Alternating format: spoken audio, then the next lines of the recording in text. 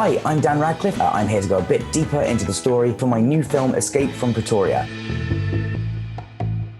Let's talk, you let me escape. Most of my research was kind of in reading Tim's book.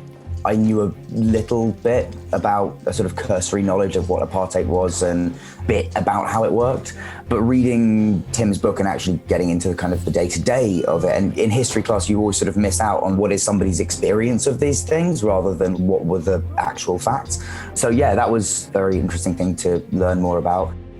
The thing I took away from it is that even as they were going to prison, they were so lucky to be white. Their whiteness helped them escape. For instance, when they went into prison, initially they hid about their person some money that they would need when they got into the outside world, and they would not have been able to hide it where they hid it if they had been black, because the searches that black people went through were just more invasive and more degrading. And then yes, we met Tim. Tim was on set. It was very intimidating because you do have a moment when you're just, oh, we're just actors in costumes playing at something, and you actually lived this.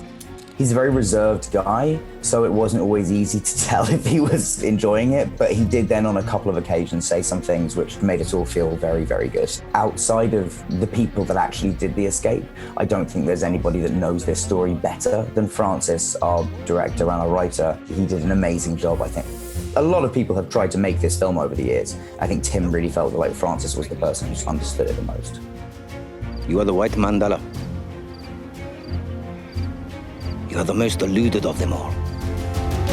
There's a few moments towards the end of the film where, you know, it's a film. So we ramp up the tension a little bit. And Tim's kind of response was, we were very calm when we left. We had done our research. We knew what we were doing. There was none of this going on. We were like, yeah, but it's a film and we need to build tension. If you just walk out very easily, then it's a much more chill third act.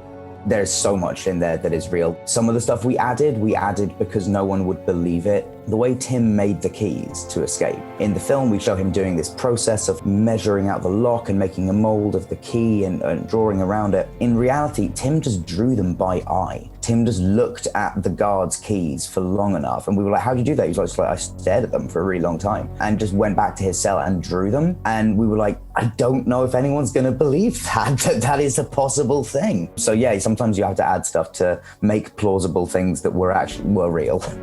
The one thing I did practice and eventually managed to do was unlocking the cell from the inside using the broom handle and the key thing. I was like, I'm gonna get this. I cannot have made this film without doing this successfully once. And eventually, yeah, I did. You get it? Not quite. As I remember it, the prison room, which is Adelaide Jail, there's like a museum aspect to it where they used to execute people. There's a hanging mannequin. It was cool, it was weird. A lot of the cells were actually built on a set. The ones we actually filmed in, because you need to be able to like take out a wall if you want the camera somewhere, so they wanted that flexibility. There was something lovely about, there were very, very few sets. It was a very, very core group of actors, and the majority of the background was the same for the whole project. So you do end up getting a feeling of we're all in this together. Not prison, but there's, I assume a certain amount of, it could be completely wrong, I assume there's a fair amount of camaraderie in prisons. I don't know. I really don't. But, it got to sort of that sense when, you had 20 guys who were essentially sort of spending every day with each other for weeks. So it got quite silly and fun. But you're part of a movement now.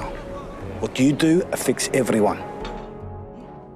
Honestly, probably getting to work with Francis, our writer-director. He's one of the most exciting, passionate filmmakers that I've worked with. In my opinion, it's like a real privilege and an honor to get to work on someone's first film with them, particularly a film that they have been trying to get made for 6 or 7 years. Don't you ever sleep through my bed again! Did you hear me that time, Jenkin? Yeah, Captain. That's good.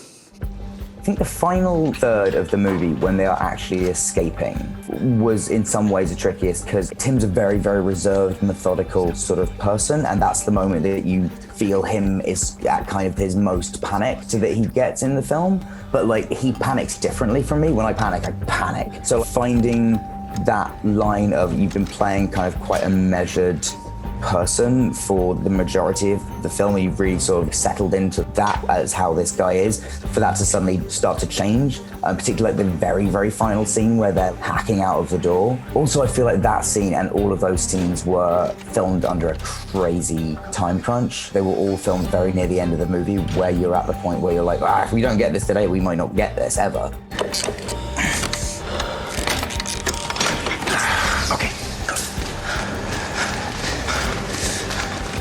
So you can actually watch Escape from Pretoria right now on Prime Video UK, and thank you so much for joining me. Enjoy the film.